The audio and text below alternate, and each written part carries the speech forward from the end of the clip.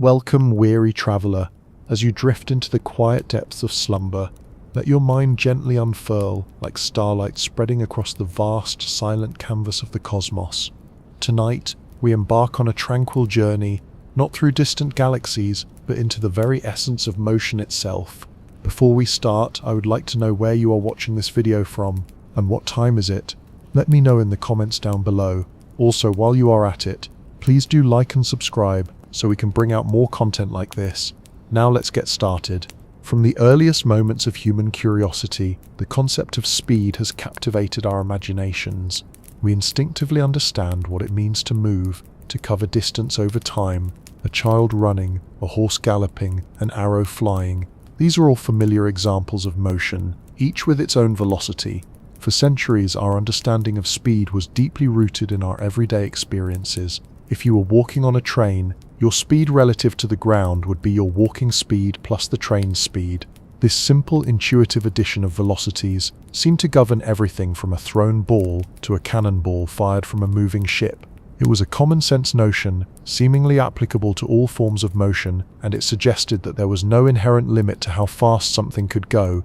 If you could just keep adding more force, more thrust, more power, you could always go a little bit faster, pushing the boundaries of velocity indefinitely.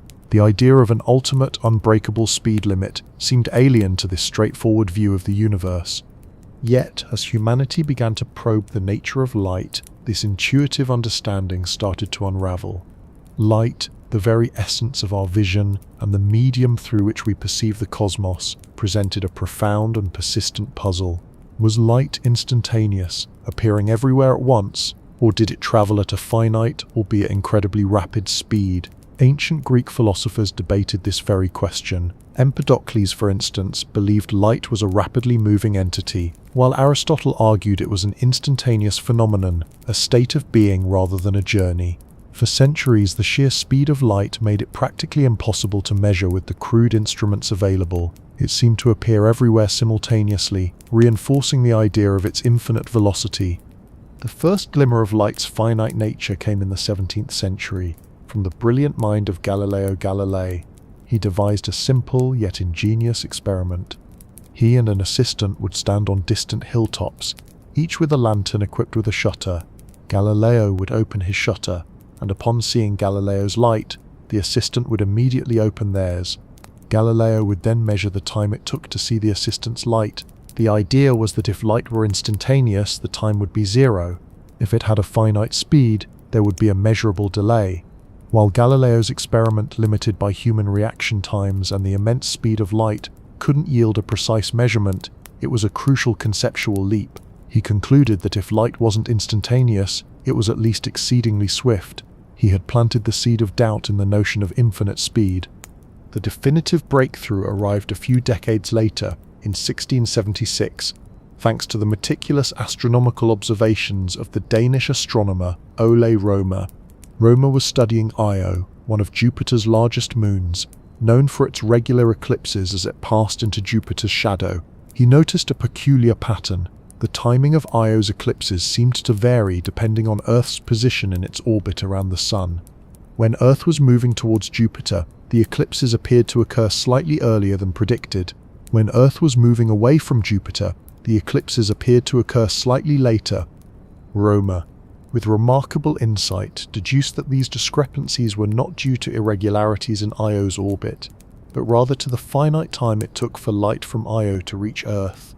As Earth moved closer to Jupiter, the distance light had to travel decreased, so the eclipses were seen sooner. As Earth moved farther away, the distance increased, and the eclipses were seen later. By carefully measuring these varying delays over several months, Rømer was able to make the first quantitative estimate of the speed of light.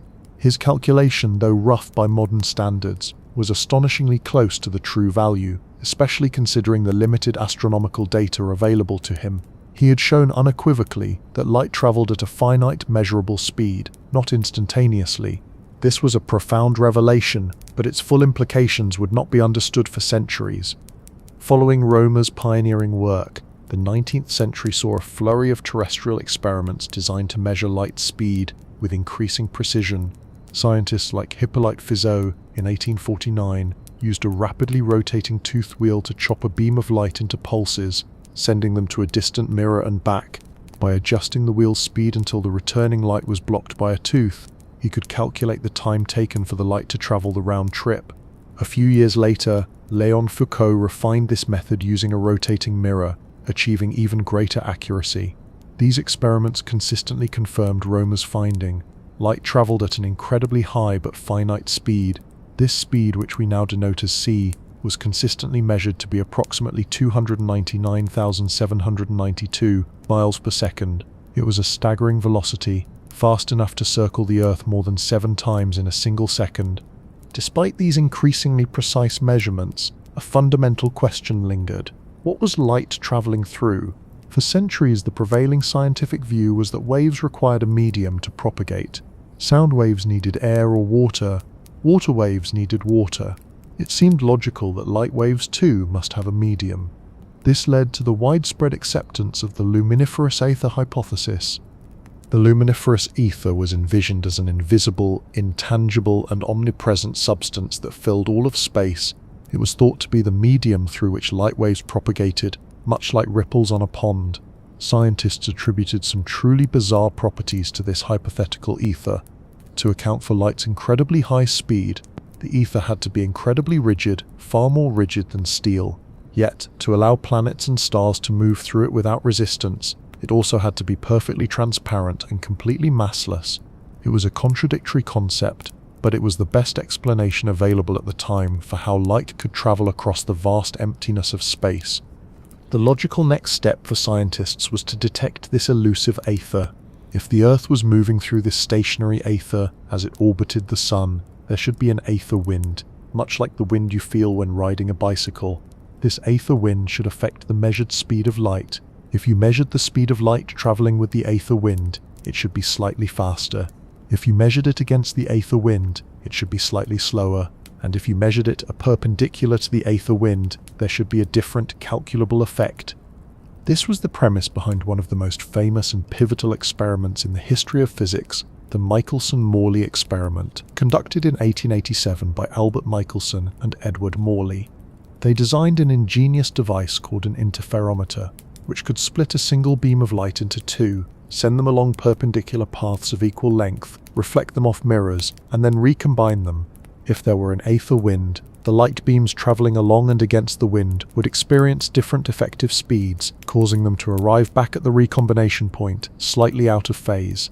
This phase difference would create an interference pattern that would shift as the apparatus was rotated, allowing scientists to detect the aether wind. Michelson and Morley performed their experiment with extreme precision, rotating their apparatus slowly to detect any shift in the interference pattern. They repeated the experiment at different times of the day and year, hoping to catch the Earth moving through the aether in various orientations. The results were, to put it mildly, astonishing. There was no shift, none whatsoever. The interference pattern remained stubbornly constant, regardless of the orientation of the apparatus or the Earth's motion. This null result was a profound puzzle. It directly contradicted the widely accepted aether hypothesis. How could light travel at the same speed in all directions, regardless of the observer's motion through the supposed medium? Scientists scrambled for explanations. Some proposed that the Earth somehow dragged the aether along with it, but this contradicted astronomical observations of stellar aberration. Others, like George Fitzgerald and Hendrik Lorentz, independently proposed a more radical idea. Perhaps objects moving through the aether physically contracted in the direction of their motion, and time itself slowed down, precisely in such a way as to cancel out any detectable aether wind. This Lorentz-Fitzgerald contraction was a mathematical fix that explained the null result, but it lacked a deeper physical explanation. It felt like a workaround rather than a fundamental truth. The scientific community was in a state of crisis. The bedrock of classical physics, with its notions of absolute space and time, was being shaken. The Michelson-Morley experiment, intended to confirm the author, had instead delivered a devastating blow to the very concept it sought to prove. It was into this intellectual void that a young unknown patent clerk named Albert Einstein stepped in 1905 with a revolutionary new way of looking at the universe. Einstein's genius was not in finding a new way to detect the ether, but in realizing that the ether simply wasn't necessary. Instead of trying to explain why the Michelson-Morley experiment failed to detect the ether, he decided to accept its result as a fundamental truth about the universe. He proposed two deceptively simple yet profoundly radical postulates that would form the foundation of his special theory of relativity. The first postulate, known as the principle of relativity, stated that the laws of physics are the same for all observers in uniform motion. This meant that whether you were in a stationary laboratory or a smoothly moving train, the fundamental physical laws governing phenomena would be identical. This was an extension of Galileo's principle of relativity, but applied to all physical laws, not just mechanics. The second postulate, and the truly groundbreaking one, directly addressed the puzzle of light. It stated that the speed of light in a vacuum is the same for all inertial observers, regardless of the motion of the light source or the observer. This meant that if you were standing still, you would measure the speed of light to be times c. If you were speeding towards the light source, you would still measure the speed of light to be times c. And if you were speeding away from it, you would still measure it to be times c. This was completely counterintuitive to our everyday experience of adding velocities.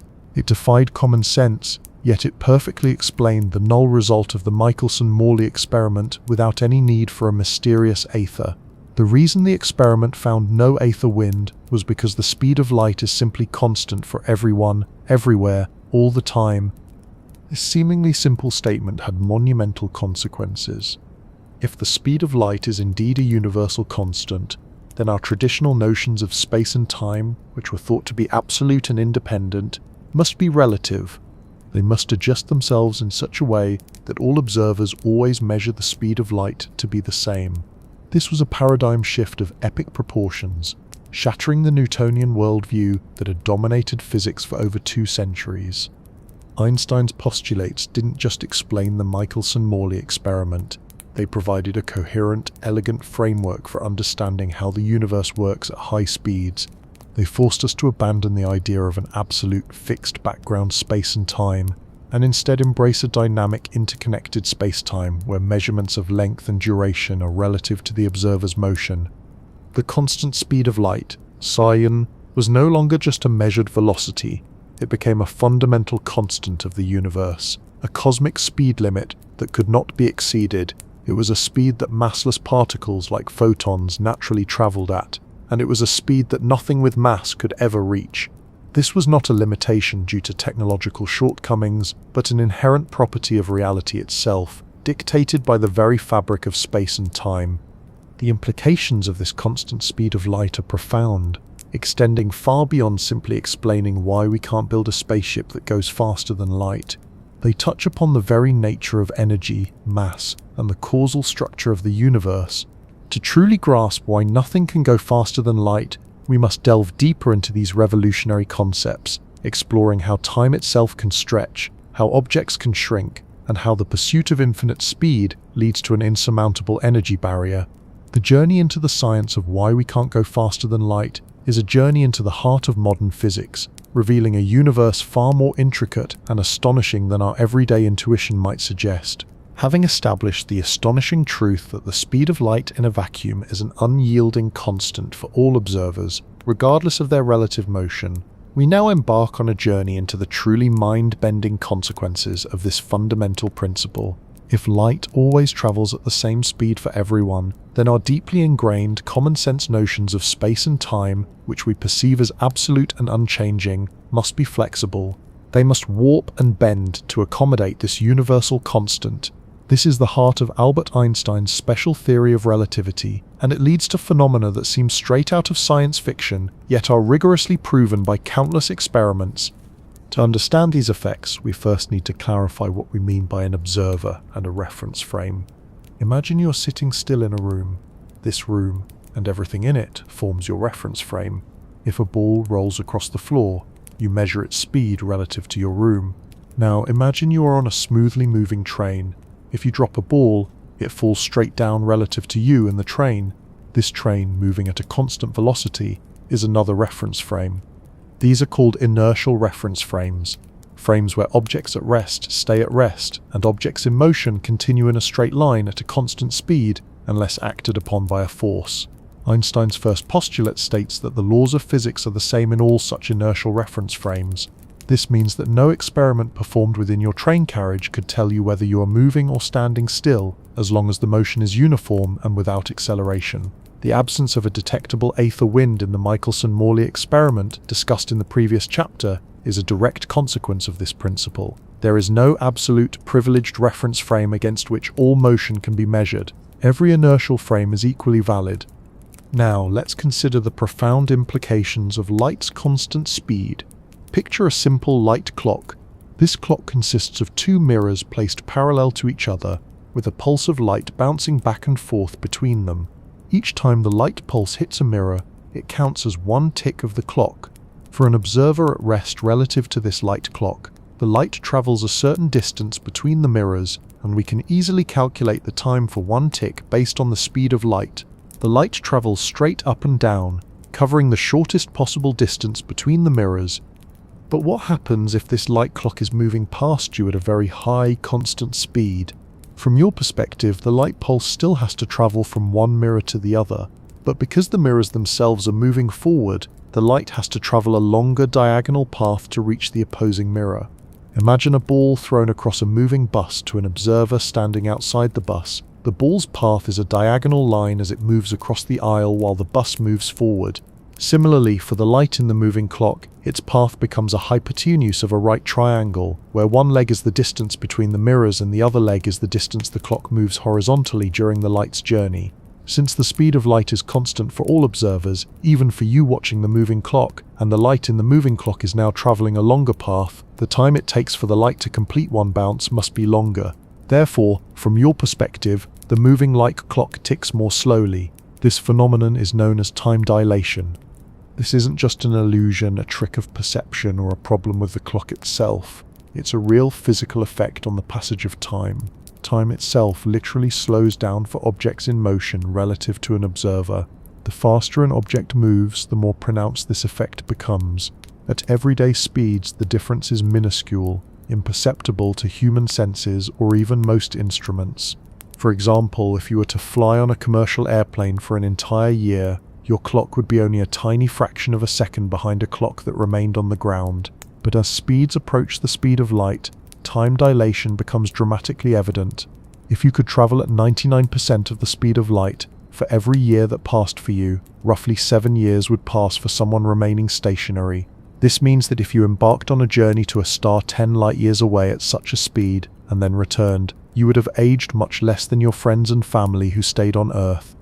One of the most compelling pieces of evidence for time dilation comes from observations of subatomic particles called muons. Muons are created high in Earth's atmosphere when cosmic rays collide with air molecules.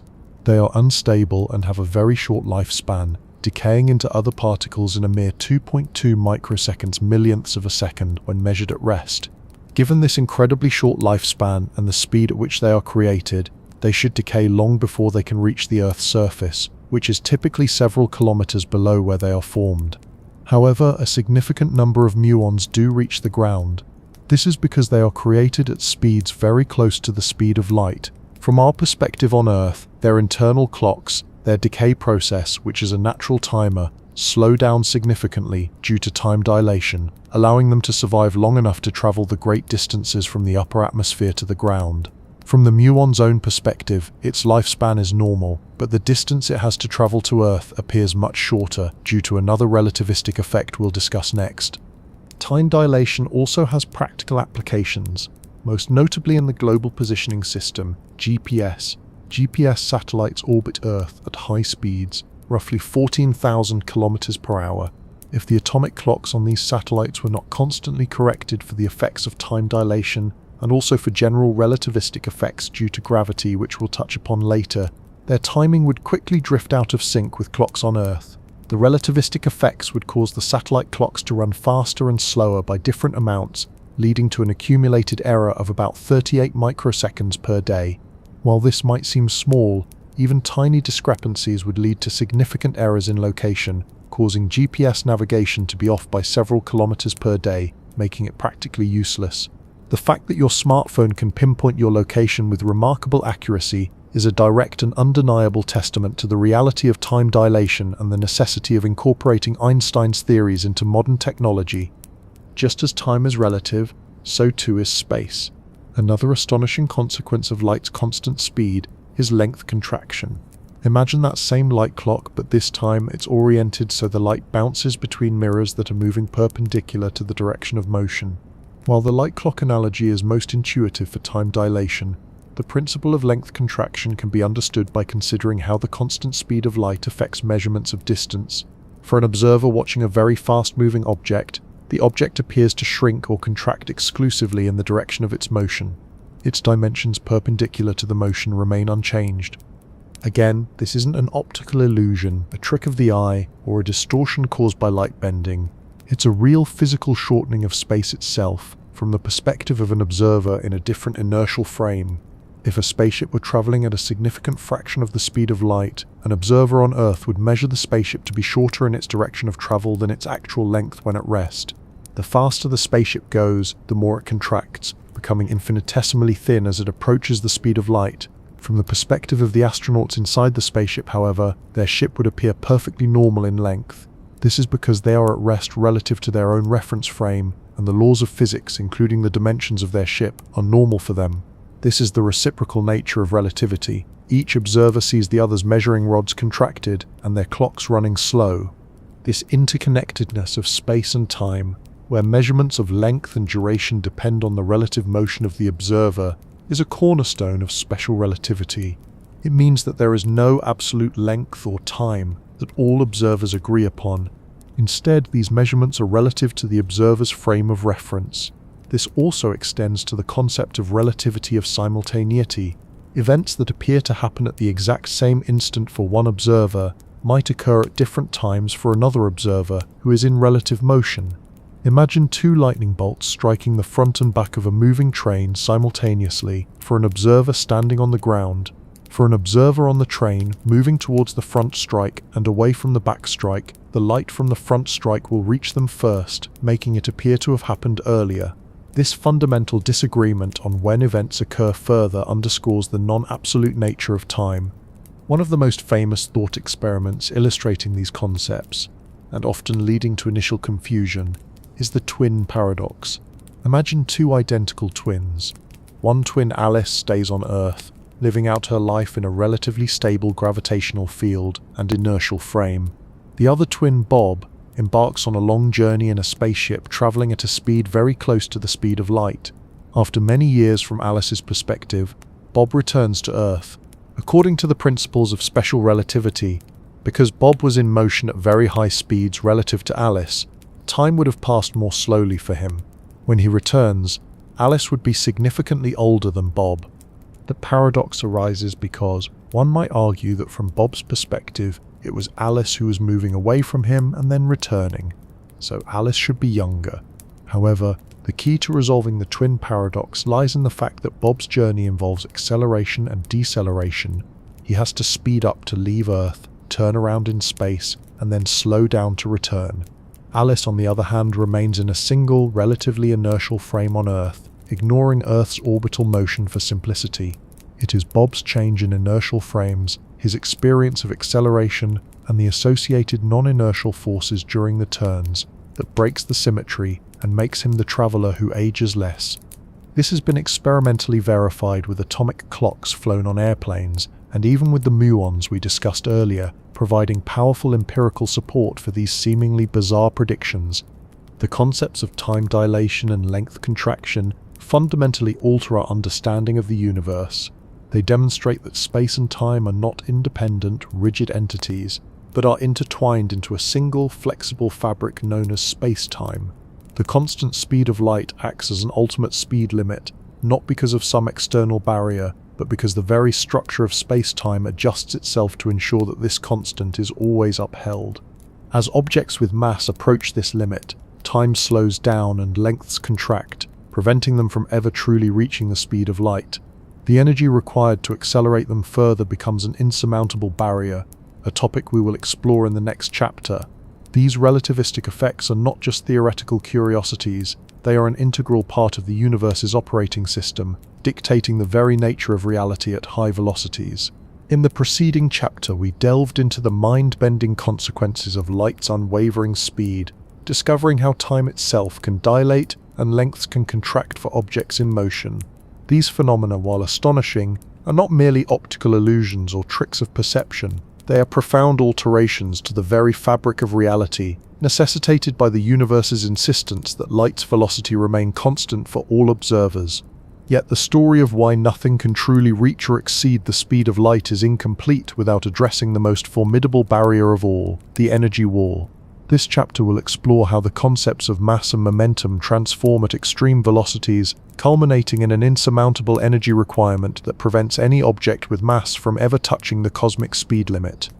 Our everyday experience of motion is governed by the elegant and intuitive laws laid down by Isaac Newton. In classical mechanics, mass is a fixed property of an object, a measure of its inertia, its resistance to changes in motion. If you push a small cart, it accelerates easily. Push a large truck with the same force, and it accelerates much less. This difference is due to their masses. Momentum, in Newton's world, is simply an object's mass multiplied by its velocity. If you want to make something go faster, you apply a force, and its velocity increases, and so does its momentum, while its mass remains constant. This classical view works perfectly for the speeds we encounter in our daily lives, from walking to flying in a jet. It suggests that with enough continuous force, any object could theoretically be accelerated to any speed, no matter how great. There was no inherent speed limit in Newton's universe. Given infinite time and infinite force, you could reach infinite speed. However, just as Newton's ideas about absolute space and time crumbled under the scrutiny of light's constant speed, so too do his simple rules for mass and momentum at very high velocities. As an object begins to move at speeds approaching the speed of light, something truly extraordinary happens. Its resistance to further acceleration dramatically increases. It's as if the object becomes heavier, or more accurately, its inertia, its stubborn refusal to change its state of motion, grows immensely. This isn't because more atoms are being added to the object. Its fundamental composition remains the same. Instead, the energy you pour into accelerating it begins to manifest in a new way, directly impacting its dynamics and making it progressively harder to speed up. Imagine trying to push a car. At first, it's hard to get it moving, but once it's rolling, it's easier to keep it going. Now imagine trying to push that car faster and faster, approaching the speed of light. According to the principles of special relativity, as the car's speed increases, its momentum doesn't just increase linearly with velocity as Newton predicted.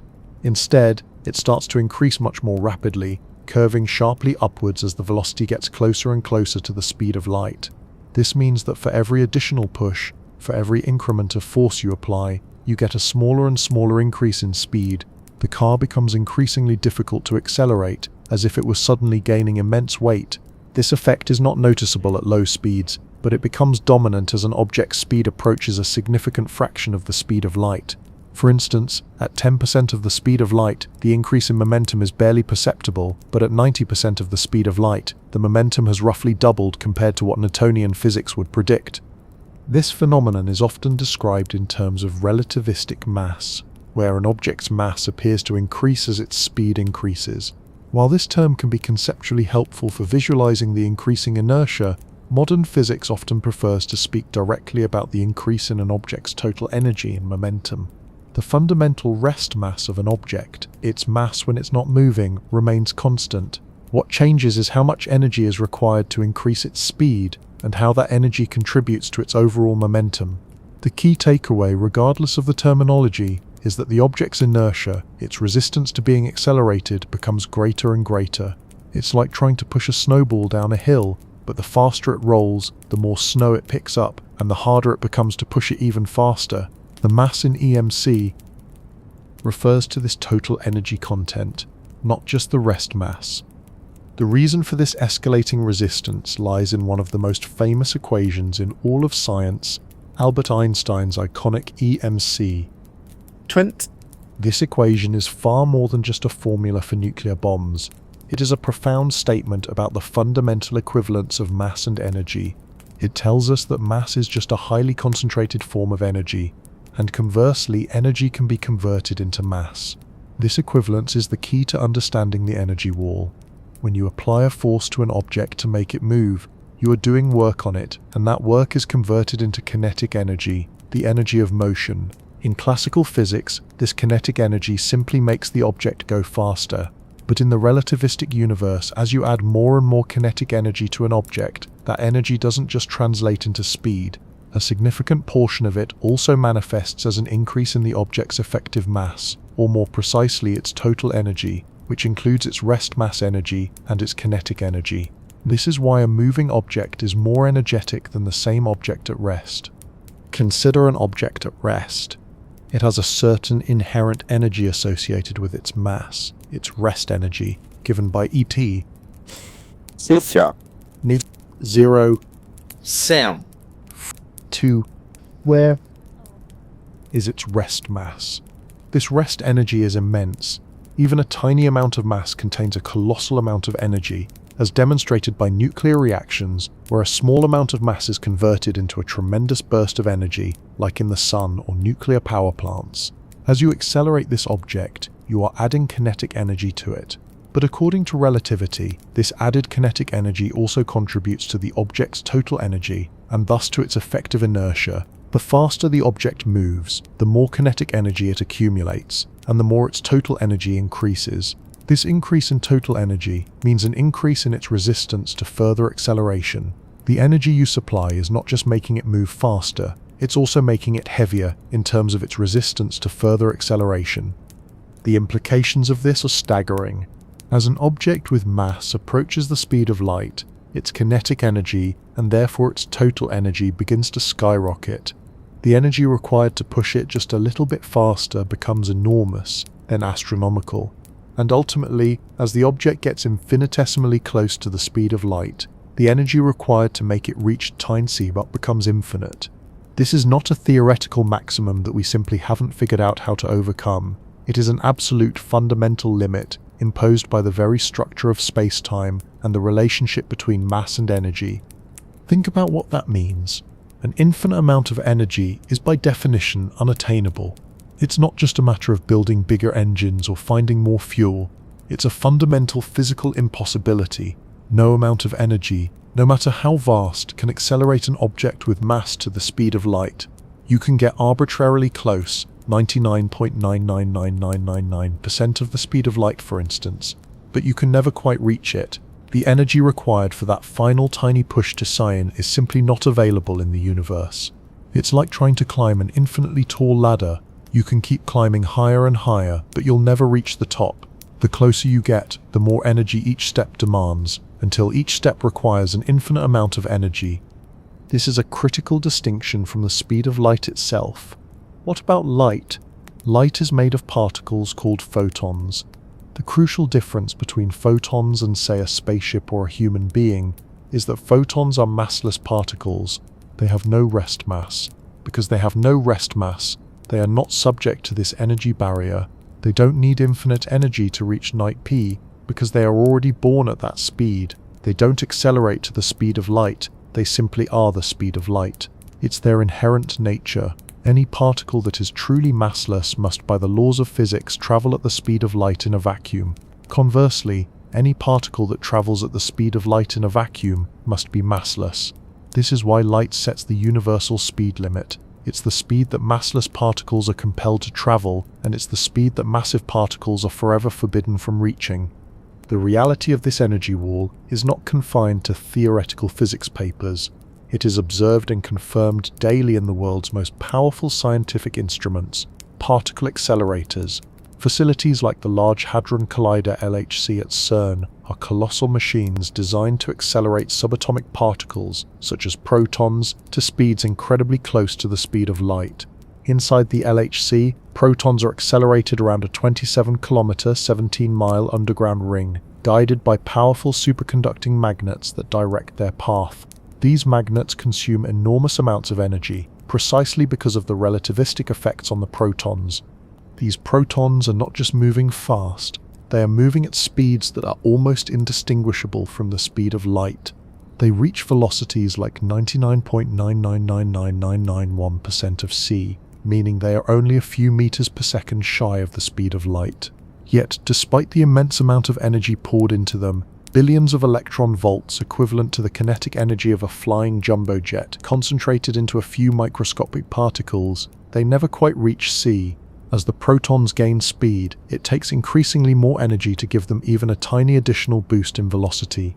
The engineers and physicists at CERN don't just add more power to make them go faster, they add more power to maintain their acceleration, as their effective inertia skyrockets.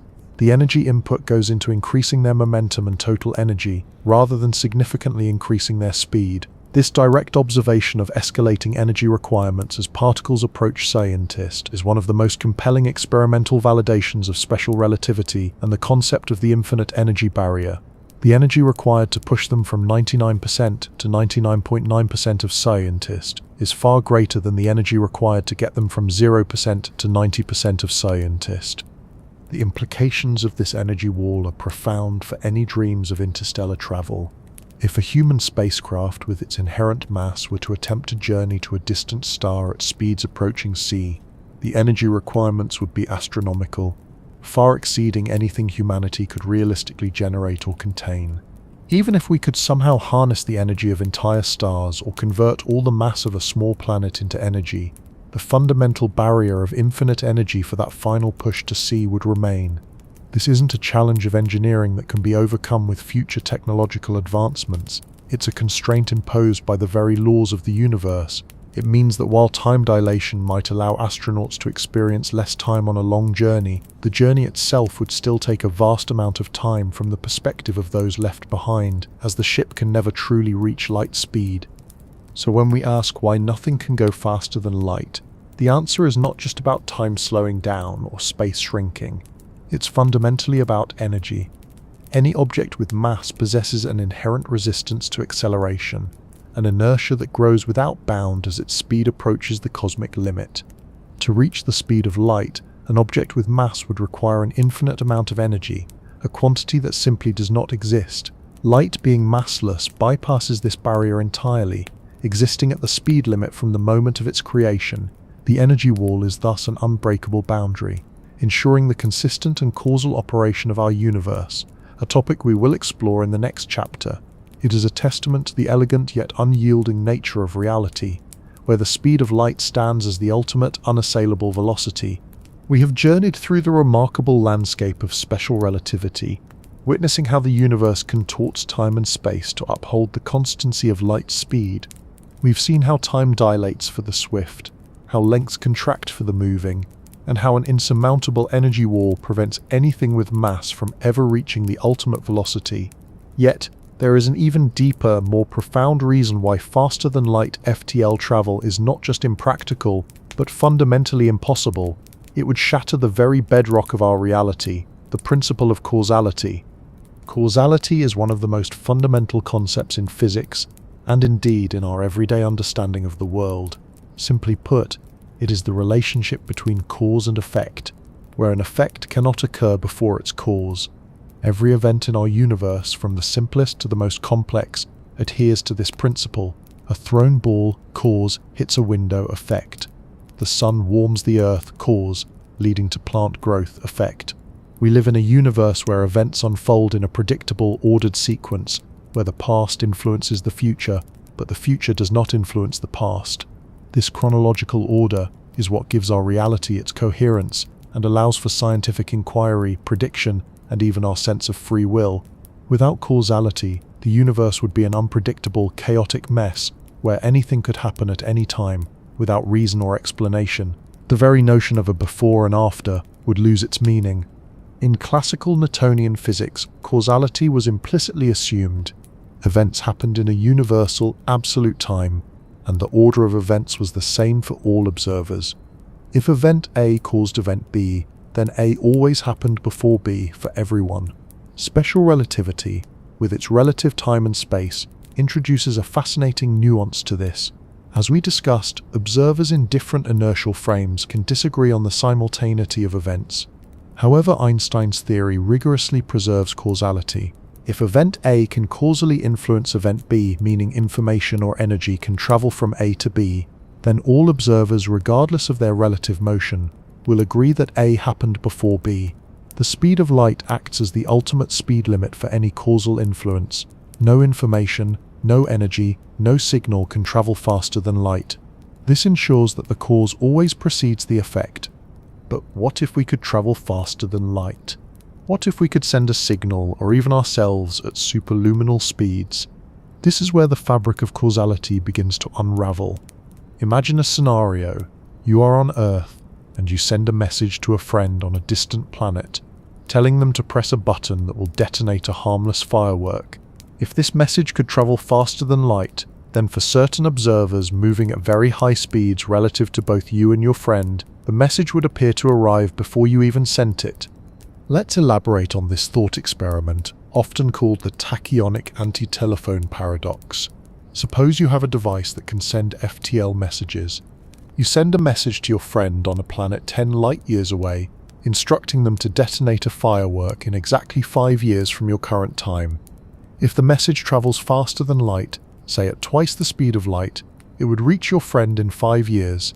Now imagine a spaceship passing by Earth and the distant planet at a very high relativistic speed.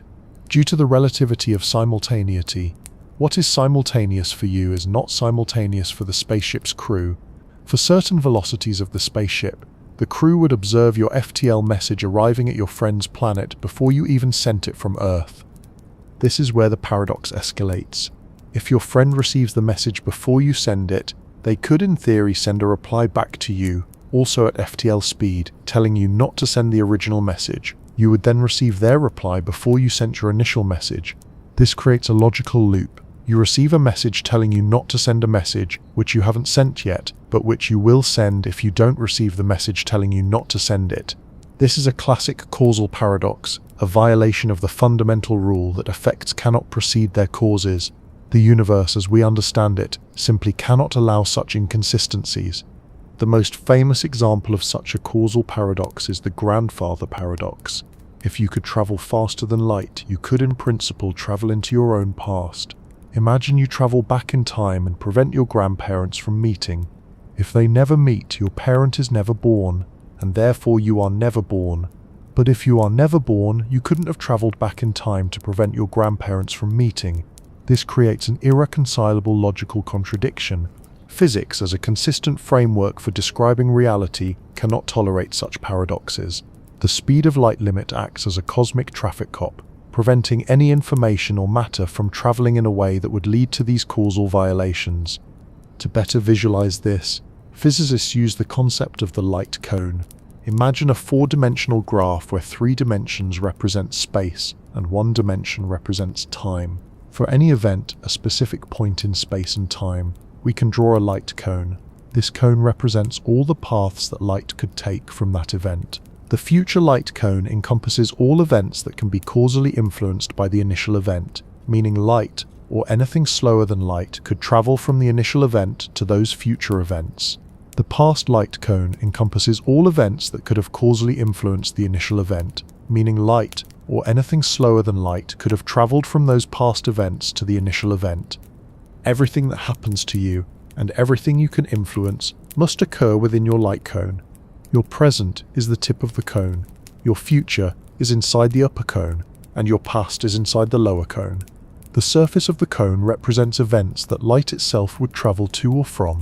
Any event outside your light cone is causally disconnected from you. You cannot influence it, nor can it influence you, because any signal or matter would have to travel faster than light to reach it or come from it. The speed of light ensures that all events within an observer's light cone are causally connected, and this connection always moves forward in time. If FTL travel were possible, it would mean that you could travel outside your light cone. You could reach events that, according to the laws of physics, are in your elsewhere, a region of space-time that is neither in your past nor your future, but which FTL travel would make accessible. More alarmingly, for some observers, traveling outside your light cone would mean entering your own past light cone, allowing you to influence events that have already happened, thus creating the very causal paradoxes we discussed. The light cone, therefore, is not just a geometric representation, it's a fundamental diagram of causality, and the speed of light is what keeps us firmly within its bounds, ensuring the logical flow of time. It's important to address a common point of confusion: quantum entanglement. This bizarre phenomenon, which Einstein famously called spooky action at a distance, involves two particles that become linked in such a way that measuring the property of one instantly seems to affect the property of the other, regardless of the distance separating them. If you measure the spin of one entangled electron, for example, the spin of its entangled partner is instantly determined, even if it's light years away. This might seem like faster-than-light communication, but it is not. The crucial distinction is that while the correlation is instantaneous, no information can be transmitted faster than light using entanglement. You cannot use entanglement to send a message. Imagine you and your friend each have one of a pair of entangled particles. You measure your particle and instantly know the state of your friend's particle, but you cannot choose the state of your particle to encode a message. The outcome of your measurement is inherently random. You might get up or down spin with 50% probability, and your friend will instantly get the opposite, but you can't force your particle to be up to send a 1 or down to send a 0. Since you cannot control the outcome of your measurement, you cannot use it to transmit any prearranged information faster than light. To communicate the outcome of your measurement to your friend, you would still need to send a conventional, slower-than-light signal, like a radio wave, to tell them what you measured. This means that entanglement, despite its instantaneous correlations, strictly adheres to the cosmic speed limit for information transfer. In essence, the speed of light is not merely a physical constant, it is a fundamental guardian of the universe's logical and causal structure. Without this absolute speed limit, the very concepts of before and after would become arbitrary, and the universe would descend into a state of paradoxical chaos where effects could precede their causes. This limitation isn't a technological hurdle that humanity might one day overcome. It's a deep-seated property of space-time itself, ensuring that our reality remains consistent, predictable, and understandable.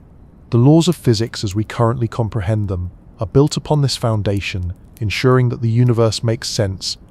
While the idea of traveling to distant galaxies in the blink of an eye remains a captivating dream, the unwavering speed of light stands as a testament to the universe's elegant self-consistency.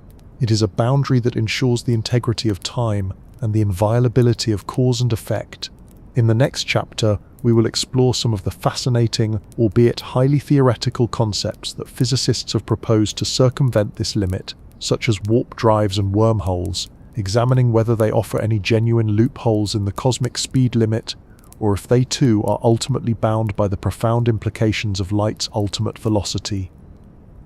Our journey through the fundamental principles of special relativity has firmly established why nothing with mass can reach or exceed the speed of light. We've explored the warping of time and space, the insurmountable energy barrier, and the inviolable principle of causality, all of which conspire to keep us firmly rooted within the cosmic speed limit. Yet, the human imagination, fueled by the vastness of the universe and the allure of distant stars, has always yearned for faster travel. This yearning has given rise to some of the most captivating and audacious concepts in theoretical physics and science fiction: warp drives and wormholes. Do these ideas offer genuine loopholes in the cosmic speed limit, or are they ultimately bound by the same profound implications of light ultimate velocity? Science fiction has long painted vivid pictures of starships effortlessly zipping across vast interstellar distances, seemingly defying Einstein's limits. From the iconic Star Trek series to countless novels and films, the idea of traveling faster than light has become a staple of speculative storytelling. The warp drive is perhaps the most iconic of these concepts. Unlike conventional propulsion, which attempts to accelerate a spacecraft through space by pushing against it, a warp drive proposes a radical alternative: to manipulate space itself. Instead of the ship moving through space, space itself would move around the ship. The most famous theoretical model for such a device is the Alcubierre warp drive, proposed by Mexican theoretical physicist Miguel Alcubierre in 1994.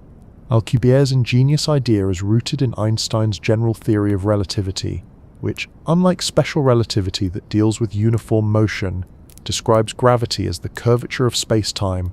General relativity tells us that space-time is not a rigid, unchanging stage upon which events unfold, but rather a dynamic, flexible fabric that can be bent and warped by mass and energy. This is how gravity works.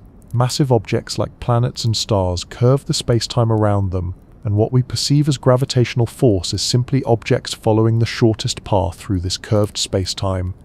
Alcubierre leveraged this flexibility of space-time. He envisioned a mechanism that would create a warp bubble around a spacecraft.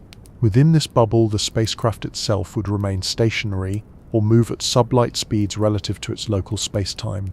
This is a crucial distinction. The ship itself never actually moves faster than light within its immediate surroundings, thus avoiding the relativistic problems of infinite mass and time dilation for the crew.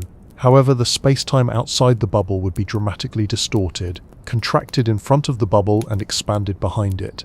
Imagine stretching a rubber sheet, then pinching it together in front of an object and stretching it out behind. The object itself isn't moving fast across the sheet, but the sheet itself is moving, carrying the object along. This would effectively allow the bubble and the spacecraft within it to surf on a wave of distorted space-time, moving across vast distances at an effective speed greater than light, without the spacecraft itself ever exceeding the speed of light locally. It's akin to an escalator. You walk normally on the steps, but the escalator itself moves you much faster than you could walk on your own. The crucial point is that the ship isn't moving faster than light. Space-time itself is being manipulated, moving the ship along with it. While mathematically consistent with general relativity, the Alcubierre drive faces immense, perhaps insurmountable, theoretical hurdles that push it firmly into the realm of speculative physics rather than engineering blueprints. The most significant challenge is the requirement for negative energy density, often referred to as exotic matter, to create the necessary space-time distortions, contracting space in front and expanding it behind. The warp drive would need a region of space with less energy than a perfect vacuum. This isn't just the absence of positive energy, it's a state where the energy density is literally negative. Our current understanding of physics, particularly quantum mechanics, does allow for fleeting, localized regions of negative energy. The most well-known example is the Casimir effect. In this phenomenon, two uncharged, perfectly parallel metal plates placed extremely close together within nanometers experience a tiny attractive force. This force arises because the presence of the plates restricts the types of virtual particles that can pop in and out of existence in the vacuum between them. This restriction leads to a slightly lower energy density between the plates compared to the unrestricted vacuum outside, effectively creating a region of negative energy density. However, the negative energy generated by the Casimir effect is incredibly tiny, far too small to create anything resembling a macroscopic warp bubble. The amount of negative energy needed for an Alcubierre drive capable of transporting even a small spacecraft would be equivalent to the mass energy of entire planets or even stars, and we have no idea how to create or control such a substance, let alone in the vast quantities required. It's not just a matter of finding a new material, it's a question of whether such a large-scale, stable configuration of negative energy is even possible within the known laws of physics. Furthermore, even if exotic matter could theoretically be found and harnessed, the practical challenges are staggering. The energy required to initiate and maintain the warp bubble would be astronomical. There are also significant concerns about the stability of such a bubble. Even minor perturbations could cause it to collapse catastrophically. Another major theoretical problem revolves around the wake left behind by an Alcubierre drive. Calculations suggest that as the warp bubble decelerates, it would release an enormous burst of high-energy particles and radiation, potentially destroying anything in its path, including the destination system, or even the space-time itself. This Hawking radiation effect would make arrival at a destination incredibly hazardous, if not impossible. Moreover, controlling the precise shape and movement of such a space-time distortion would require an unprecedented level of gravitational engineering, far beyond anything we can currently conceive. Another popular concept for circumventing interstellar distances is the wormhole. A wormhole, also a theoretical construct arising from general relativity, is essentially a hypothetical tunnel or shortcut through space-time. Imagine taking a very large sheet of paper and drawing 2 points far apart on it, representing two distant stars. The conventional way to travel between them is to traverse the flat surface of the paper. Now imagine folding that paper so the 2 points touch, and then poking a pencil straight through both points. The pencil creates a direct path between the 2 points that were far apart on the flat surface. A wormhole would be a similar shortcut, connecting two distant regions of space-time, or even two different universes, allowing for rapid travel between them without having to traverse the vast intervening distances. The idea of wormholes first emerged from solutions to Einstein's field equations, notably the Schwarzschild wormhole, also known as an Einstein-Rosen bridge, which describes a connection between two regions of space-time. However, the original Schwarzschild wormhole is non-traversable. It's a one-way trip that collapses faster than anything, including light, could cross it. For a wormhole to be traversable, meaning a spacecraft could actually pass through it, it would need to be stable, large enough for a ship to enter, and held open for a sufficient duration. And here, once again, we encounter the problem of exotic matter. Theoretical models suggest that traversable wormholes would require a form of negative energy to prevent them from collapsing instantly under their own immense gravitational pull. This exotic matter would exert negative pressure, effectively pushing space-time outwards and holding the wormhole's throat open. Without this exotic matter, the wormhole would pinch off faster than light could cross it, rendering it useless for travel. Even if such exotic matter existed and could be controlled, the process of creating, stabilizing, and safely navigating a wormhole presents technological challenges far beyond our current understanding. The gravitational forces near the mouth of a wormhole would be immense, and any slight perturbation could cause it to become unstable or collapse. Furthermore, if traversable wormholes were possible, they could potentially lead to the same causal paradoxes as FTL travel. If one mouth of a wormhole were moved at relativistic speeds, time dilation would cause it to age differently than the other mouth. This time difference could, in theory, allow a traveler entering one mouth to emerge from the other mouth at an earlier point in time, thus enabling time travel into the past and the associated paradoxes. This potential for time travel often leads physicists to believe that if wormholes are possible, there must be some unknown physical mechanism, perhaps a chronology protection conjecture, that prevents such paradoxes from arising. Beyond these ambitious space-time manipulations, some theoretical physicists have pondered the existence of tachyons. These are hypothetical particles that, unlike all known particles, which are either massless and travel at sea, or have mass and travel slower than sea, or theorized to always travel faster than light. If tachyons existed, they would have some truly bizarre and counterintuitive properties. For instance, their energy would decrease as their speed increased, approaching zero as their speed approached infinity. Conversely, they would require infinite energy to slow down to the speed of light, making it impossible for them to ever reach or cross the light barrier from the FTL side. More critically, their existence would directly violate the principle of causality. If a tachyon could be used to transmit information, it would inevitably lead to the causal paradoxes we discussed in the previous chapter, where effects could precede their causes. For example, if you could send a tachyon message, you could theoretically send a message to yourself in the past, telling yourself the outcome of a lottery before it's drawn, thus altering the future and creating an impossible loop. Because of these profound implications for causality and the complete lack of any experimental evidence despite decades of searching, tachyons remain firmly in the realm of pure speculation. Their existence would require a radical re-evaluation of our most fundamental physical laws and our understanding of time itself. It is crucial to understand that while these concepts, warp drives, wormholes, and tachyons, are fascinating theoretical exercises that push the boundaries of physics, they do not, in their current understanding, offer a genuine loophole around Einstein's speed limit for information or matter. The Alcubierre drive and wormholes, if they could ever be realized, would achieve effective FTL travel by manipulating space-time itself, but the spacecraft or information within that manipulated space would still be moving at sublight speeds relative to its local surroundings. And even then, the requirement for exotic matter, the immense energy demands, and the potential for catastrophic instabilities present formidable, perhaps insurmountable barriers that go beyond mere engineering challenges. Tachyons, on the other hand, directly contradict causality and have no observational basis, making their existence highly improbable within our current understanding of the universe. The unwavering speed of light, SVIPA, remains the ultimate speed limit for anything that carries information or has mass within the conventional fabric of space-time. It is not merely a technological barrier that we are waiting to overcome with more advanced engines. Instead, It is a deep-seated fundamental property of our universe, intrinsically linked to the very nature of space, time, mass, and energy. The laws of physics as we currently understand them and as they have been rigorously tested are built upon this foundation.